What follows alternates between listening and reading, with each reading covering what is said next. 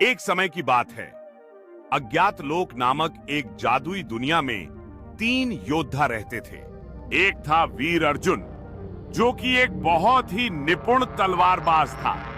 दूसरी थी मायावी रिया, जो कि एक बहुत बड़ी जादूगरनी थी। और तीसरा योद्धा था चतुर कबीर, जो कि एक धनुर्धर था। उन सबका एक ही सपना था, अंधेरे के राजा को हराकर अपनी दुनिया को बचाना। एक रात जादुई झील के पास एक रहस्यमयी प्रकाश दिखाई दिया। जब तीनों वहां पहुंचे तो उन्होंने देखा कि झील के बीचों बीच एक चमकता हुआ नीला पत्थर तैर रहा था। पत्थर को छूते ही रिया के हाथों से बिजली सी निकलने लगी। कबीर ने चौंक कर कहा कि ये कोई साधारण पत्थर नहीं है, ये स्वप्नमणि है। कबीर ने चौंक कर कहा, प्राचीन कहानियों में इस पत्थर का जिक्र किया गया है।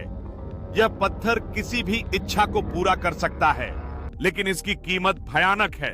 अचानक काले बादलों में से अंधेरे के सैनिक जमीन पर उतरने लगे। उनका नेता निशाचर हंसते हुए बोला, मूर्खों, स्वप्नमणि हमेशा से हमारी थी। एक भीषण लड़ाई छिड़ गई। अर्जुन ने तलवार से सैनिकों को काटा।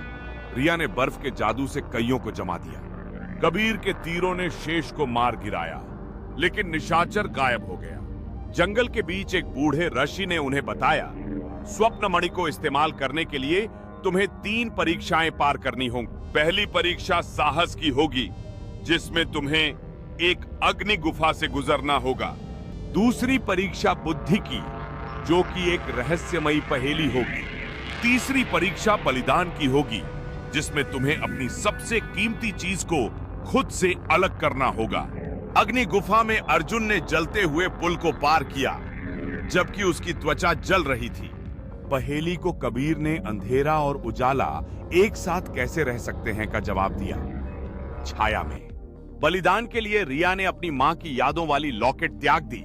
स्वप्नमणि मिलते ही निशाचर विशालकाय अंधेरे के ड्रैगन में बदल गया।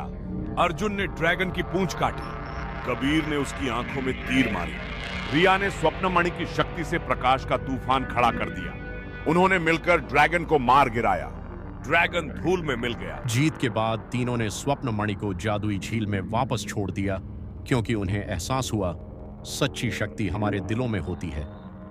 मोरल: लालच बुरी बला है, साहस और दोस्ती ही असली जादू है।